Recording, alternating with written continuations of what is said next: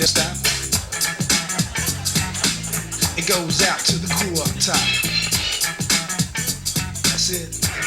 Check it, AZ in South Central LA to meet ex-gang member Alejandro Alonso to talk about guns and tin. Check it. So how many gang members is there in the whole of LA? Well, according to the Los Angeles County Sheriff's Department, for 1998, there were about 150,000 gang members. Respect.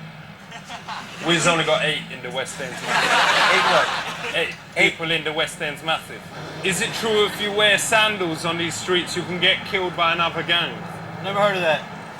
Is it like in Staines where if you wear fila, everyone thinks you're a bit of a knobhead? There's a little bit of that. There's a lot about if you dress a particular way that you already are identified as being part of the counterculture.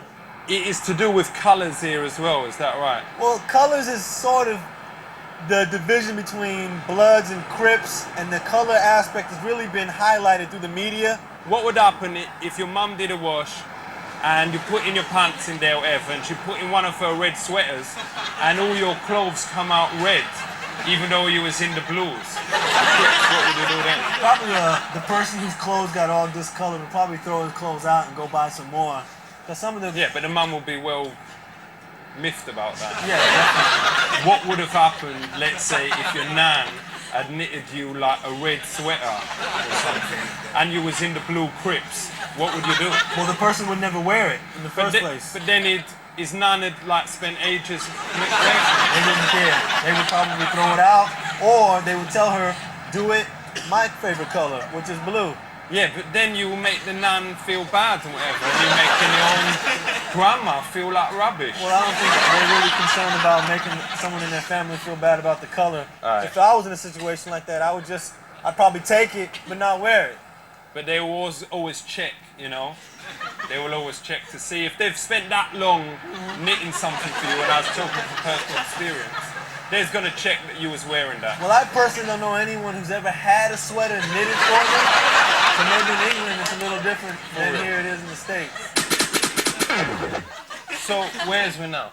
We're in the heart of A-Trade Gangsta Crip neighborhood, which is located between Florence Avenue and Western, pretty much in the center of the city. What do you get when you join a gang? Do you get a free gun? You don't get material objects. Is it like when we joined the Nat West Club, we got like free our price record vouchers and that? Can you get those kind of things? To go and shop somewhere? Alright, for real. I've never heard of that.